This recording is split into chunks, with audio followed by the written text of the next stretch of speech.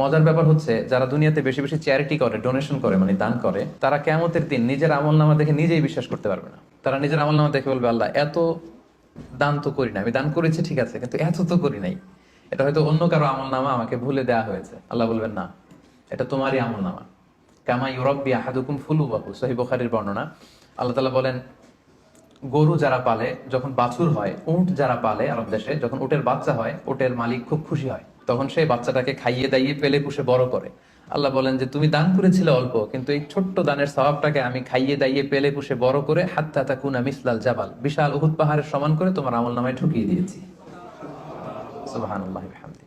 তো ওই সময় যে যদি আপনি বিশাল বিশাল পাহাড়ের সমান সওয়াব দেখেন, আপনি কি সারপ্রাইজ হবেন না? হ্যাঁ, এটা হচ্ছে দ্য বিগেস্ট সারপ্রাইজ।